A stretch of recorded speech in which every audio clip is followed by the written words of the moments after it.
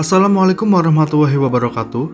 Kami dari kelompok 9 yang beranggotakan 1. Farida Nurul Hasanah dengan NIM 2019-12-003. Yang kedua, Muhammad Bayatur Rahman dengan NIM 2019-12-110.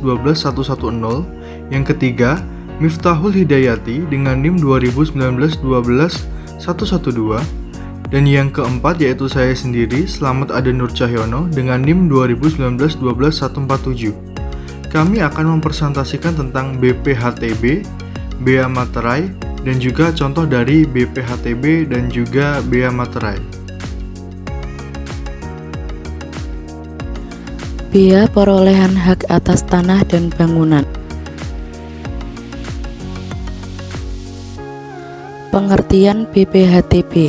BPHTB adalah pajak yang dikenakan atas perolehan hak atas tanah dan atau bangunan.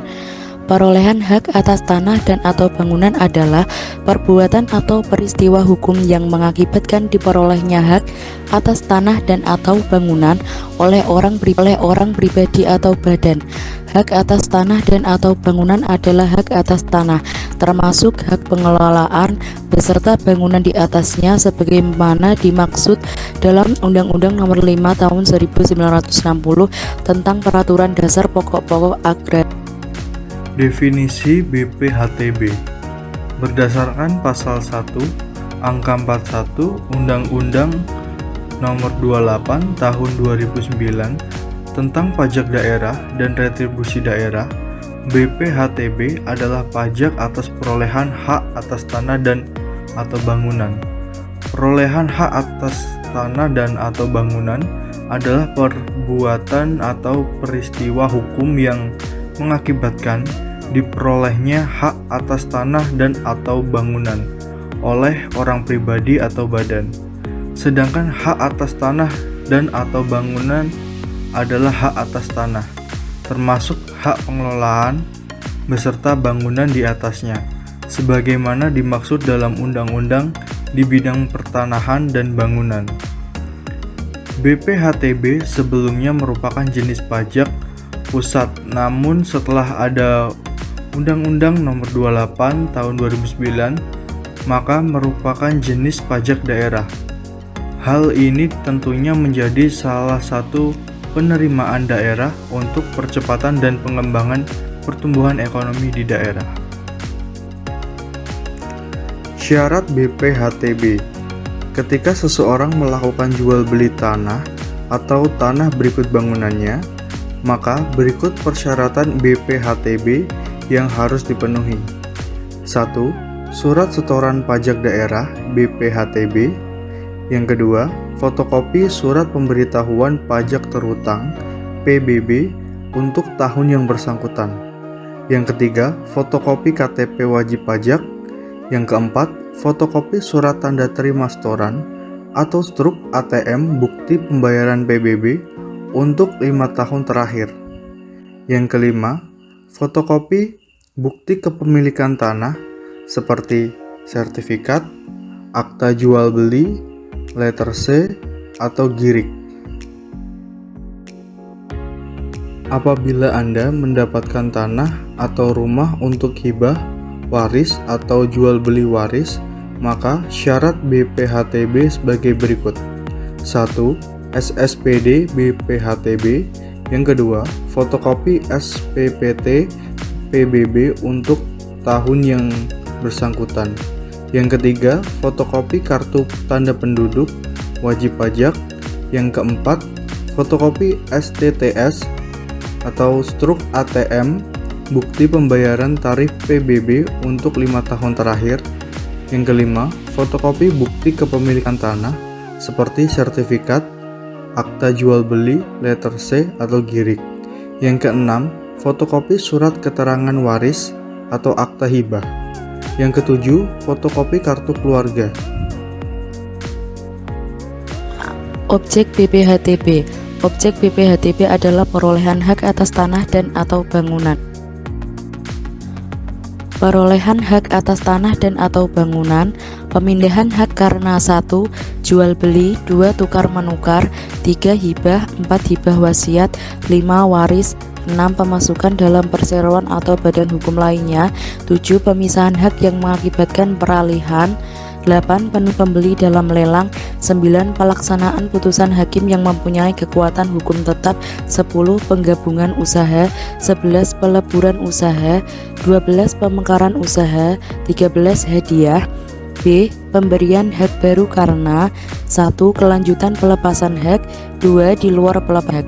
Yang dimaksud dengan hak atas tanah adalah 1. Hak milik. 2. Hak guna usaha. 3. Hak guna bangunan. 4. Hak pakai. 5. Hak milik atas satuan rumah susun. 6. Hak pengelolaan. 11. Peleburan usaha. 12. Pemekaran usaha. 13. Hadiah. B. Pemberian hak baru karena 1. Kelanjutan pelepasan hak. 2. Di luar pelepasan hak. Yang dimaksud dengan hak atas tanah adalah 1. Hak milik. 2. Hak guna usaha. 3. Hak guna. 4. Hak pakai. 5. Hak milik atas satuan rumah susun. 6. Hak pengelola. Dasar pengenaan BPHTB dalam lelang. Dasar pengenaan bea perolehan hak atas tanah dan bangunan adalah nilai perolehan objek pajak untuk transaksi lelang sesuai pasal 87 ayat 2 huruf O Undang-Undang Nomor 28 Tahun 2009. Nilai perolehan objek pajak penunjukan pembeli dalam lelang adalah harga transaksi yang tercantum dalam risalah lelang. Berdasarkan hal tersebut di atas, maka BPHTB dalam lelang adalah pajak atas perolehan hak atas tanah dan atau bangunan yang dikenakan kepada pembeli yang ditujukan dalam lelang. Namun demikian, tidak hanya pembeli yang dikenai pajak. Penjual sebagai penerima penghasilan juga dikenakan pajak, tetapi berupa pajak penghasilan atau PPh. Objek pajak yang tidak dikenakan BPHTB. A. Perwakilan diplomatik konsulat berdasarkan asas perlakuan timbal balik. B. Negara untuk penyelenggaraan pemerintahan dan atau untuk melaksanakan pembangunan guna kepentingan umum. C. Badan atau perwakilan organisasi internasional yang ditetapkan dengan kementeri dengan syarat tidak menjalankan usaha atau melakukan kegiatan lain di luar fungsi dan tugas badan atau perwakilan organisasi tersebut. D. Orang pribadi atau badan karena konversi hak atau karena perbuatan hukum lain dengan tidak adanya perubahan nama. E. Orang pribadi atau badan karena wakaf. F. Orang atau badan yang digunakan untuk kepentingan ibadah. Subjek pajak. Yang menjadi subjek pajak adalah orang pribadi atau badan yang memperoleh hak atas tanah dan atau bangunan.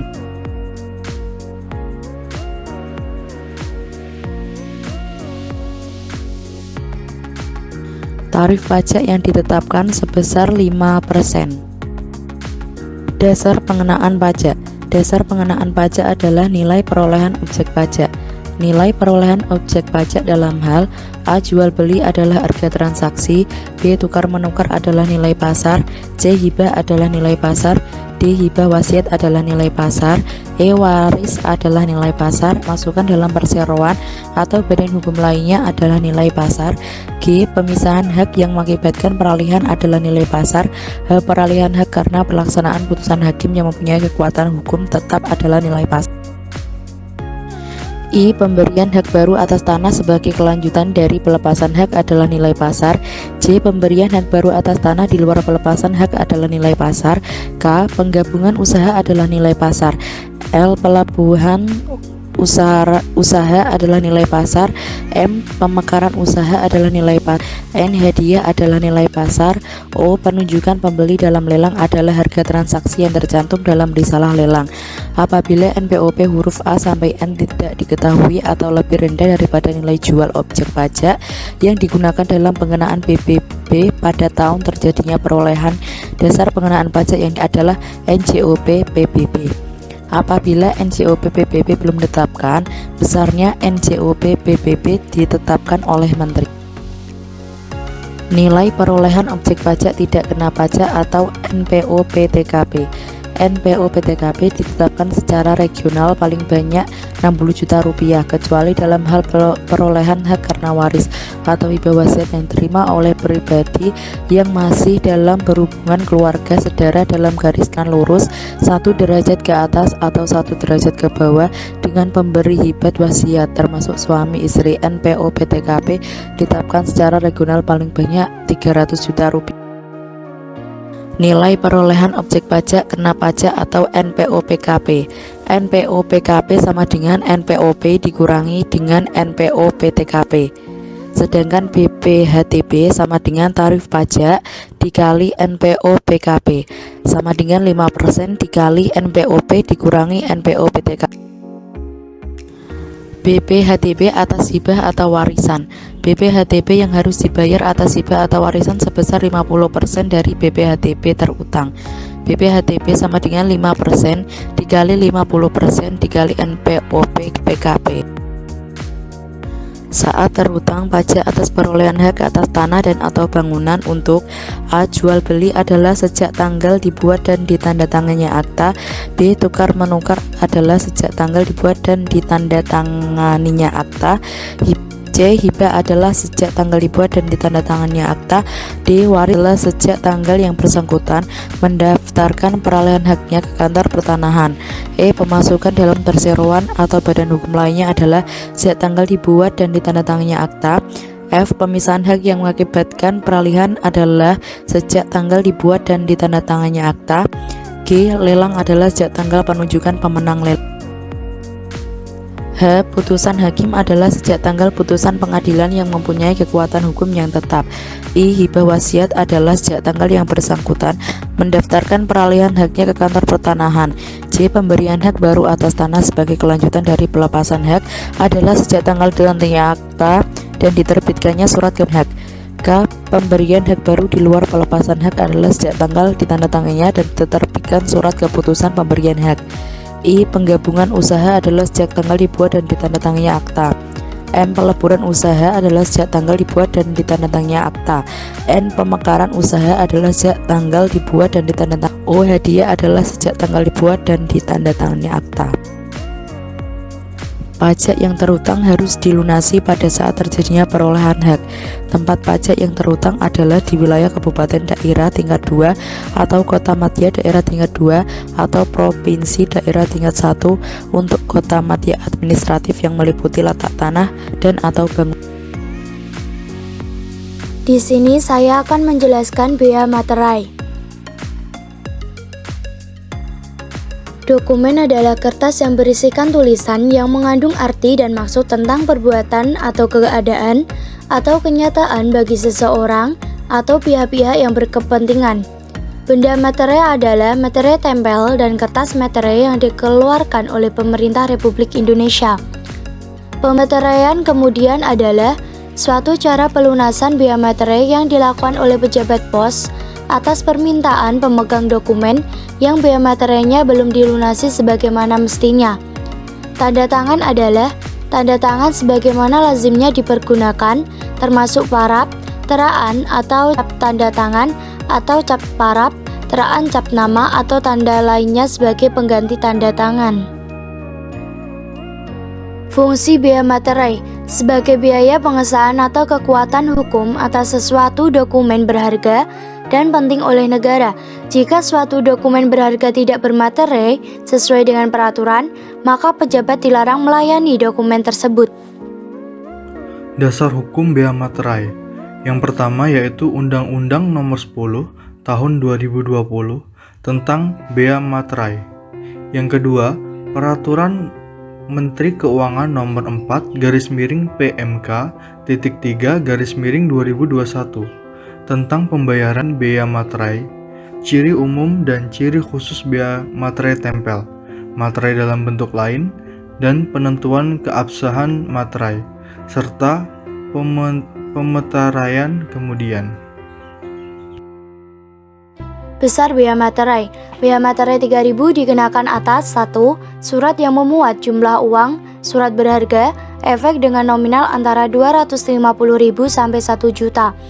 2. Cek dan bliet giro tanpa batas pengenaan harga nominal.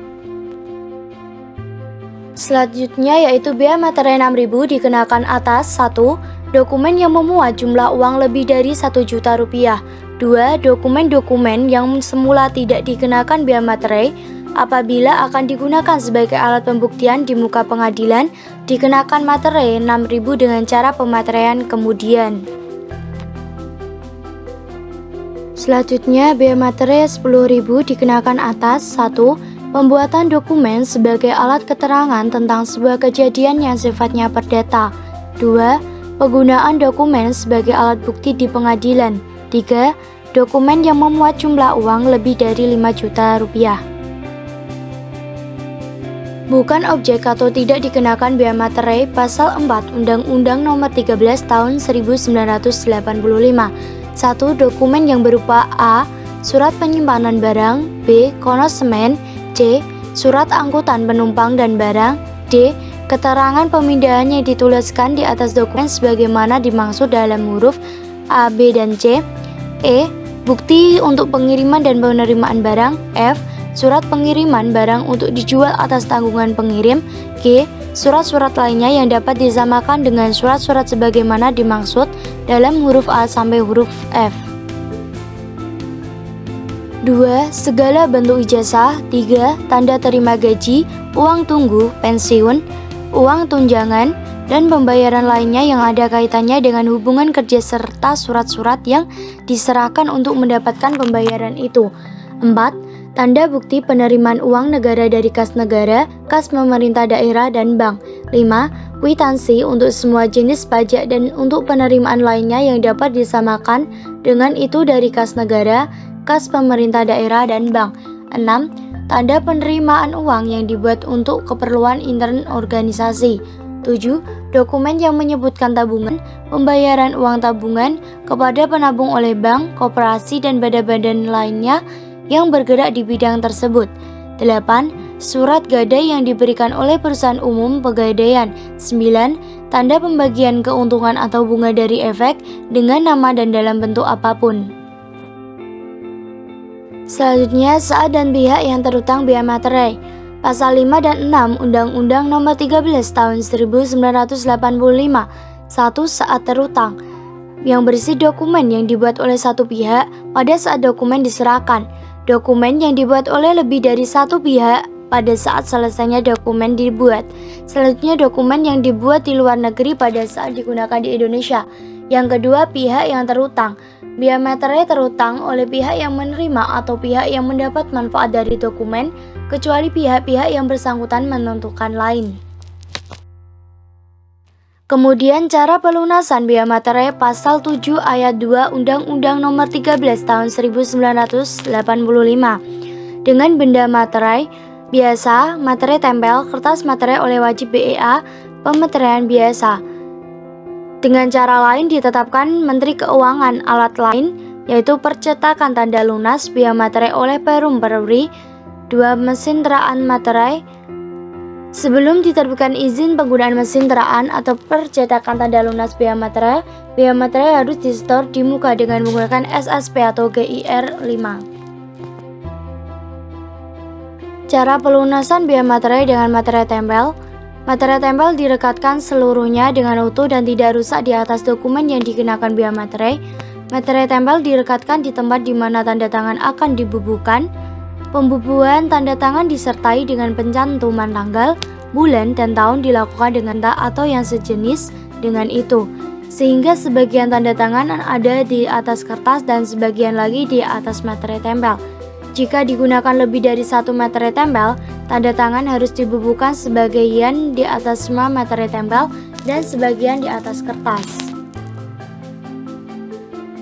Cara pelunasan materai dengan kertas materai. Kertas materai yang sudah digunakan tidak boleh digunakan lagi. Jika isi dokumen yang dikenakan biaya materai terlalu panjang untuk dimuat seluruhnya di atas kertas materai yang digunakan, maka untuk bagian isi yang masih tertinggal dapat digunakan kertas tidak bermaterai. Bila ketentuan penggunaan dan cara pelunasan biaya materai tidak dipenuhi, dokumen yang bersangkutan dianggap tidak bermaterai. Cara pelunasan biaya materai dengan mesin teraan materai.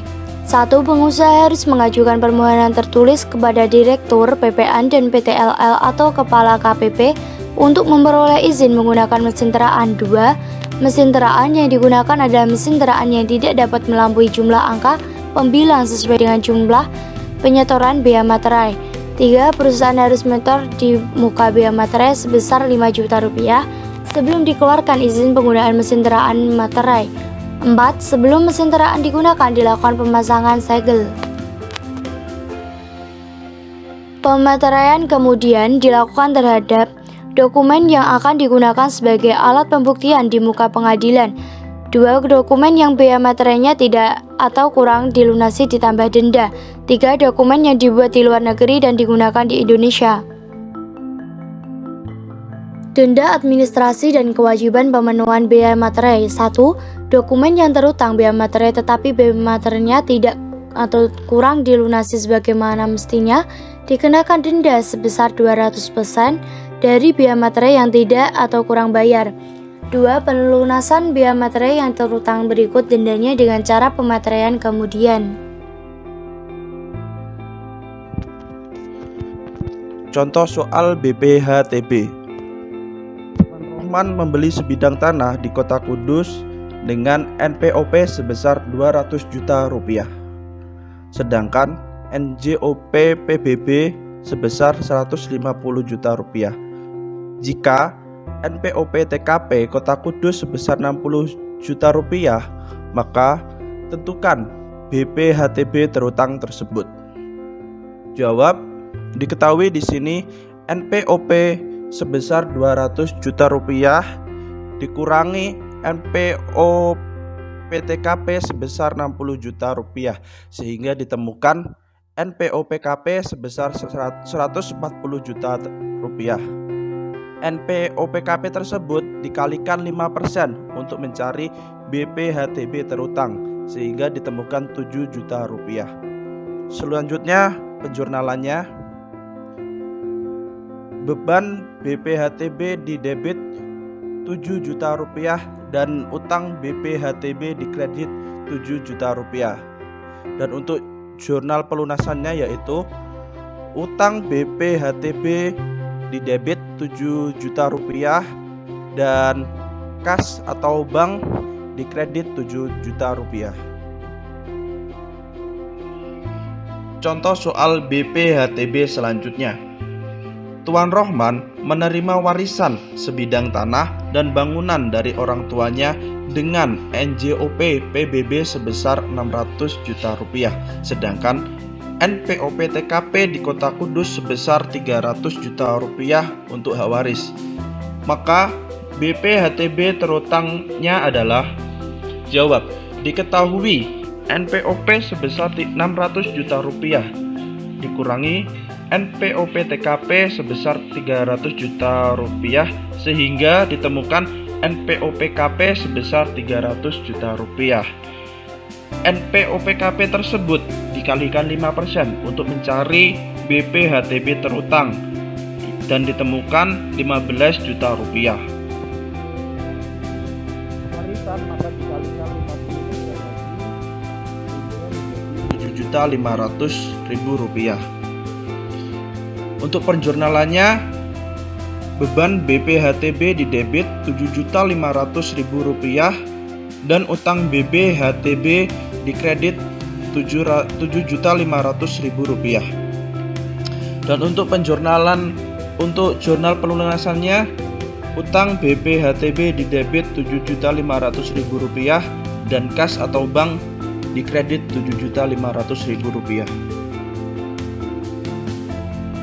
Contoh soal bea materai. Tuan Rohman melakukan transaksi 2 surat berharga dengan dokumen yang memiliki total harga sebesar 20 juta rupiah.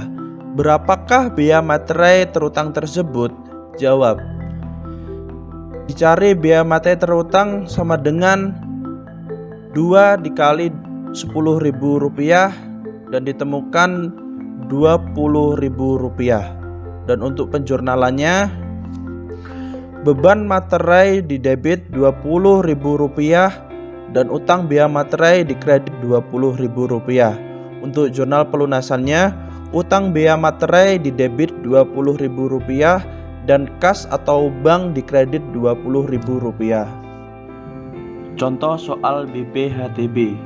Pak Ridwan membeli sebidang tanah di Kota Kudus dengan NPOP sebesar 400 juta rupiah, sedangkan NJOP PBB adalah sebesar 350 juta rupiah. Jika NPOP TKP Kota Kudus sebesar 60 juta rupiah, maka tentukan BPHTB terutang tersebut. Di sini diketahui NPOP sebesar 400 juta rupiah dikurangi NPOP TKP sebesar 60 juta rupiah dan ditemukan NPOP KP sebesar 340 juta rupiah. NPOP KP tersebut dikali 5% untuk mencari BPHTB terutang sehingga ditemukan menjadi 17 juta rupiah. Sehingga jurnalnya sebagai berikut. Beban BPHTB sebesar 17 juta rupiah di debit dan utang BPHTB sebesar 17 juta rupiah di kredit. Untuk jurnal pelunasannya, utang BPHTB 17 juta di debit dan kas atau bank sebesar 17 juta di kredit. Contoh soal BPHTB. Pak Ridwan menerima warisan sebidang tanah dan bangunan dari orang tuanya dengan NJOP PBB sebesar 800 juta rupiah. Sedangkan NPOP TKP di Kota Kudus sebesar 300 juta rupiah.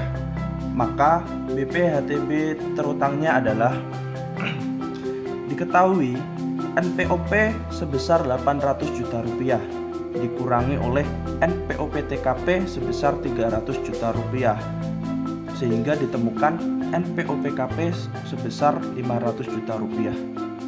NPOP KP tersebut dikali 5% untuk mencari BPHTB terutang dan ditemukan menjadi 25 juta rupiah. BPHTB terutang tersebut dikali lagi 50% karena ini merupakan hak waris, maka ditemukan sebesar 12.500.000. Sehingga jurnalnya sebagai berikut. Beban BPHTB di debit sebesar 12.500.000 dan utang BPHTB di kredit 12.500.000. Dan untuk jurnal pelunasannya, utang BPHTB di debit 12.500.000 dan kas atau bank di kredit 12.500.000. Contoh bea materai. PT Mubaroh memiliki dokumen rata-rata 300 buah per hari yang harus bermaterai.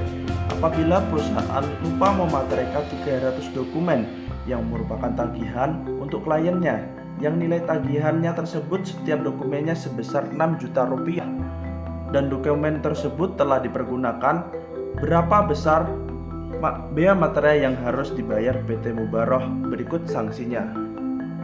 Yang pertama-tama, mencari bea materai terutang, yaitu 300 dikali 10 juta sehingga ditemukan sebesar 3 juta rupiah. Karena PT Mubaroh lupa memateraikan dokumennya, maka dikenakan sanksi 200% sehingga 200% dikali 3 juta sama dengan 6 juta. 3 juta ditambah 6 juta sehingga ditemukan 9 juta rupiah, yaitu bea materai yang harus dibayar. Sehingga jurnalnya sebagai berikut. Beban bea materai di debit 3 juta rupiah, sanksi bea materai di debit 6 juta rupiah, dan utang bea materai di kredit 9 juta rupiah. Dan untuk jurnal pelunasannya yaitu utang bea materai di debit 9 juta rupiah dan kas atau bank di kredit 9 juta rupiah. Sekian presentasi dari kelompok kami, yaitu kelompok 9 tentang BPHTB, bea materai dan juga contoh dari BPHTB dan juga bea materai. Kurang lebihnya kami mohon maaf. Terima kasih. Wassalamualaikum warahmatullahi wabarakatuh.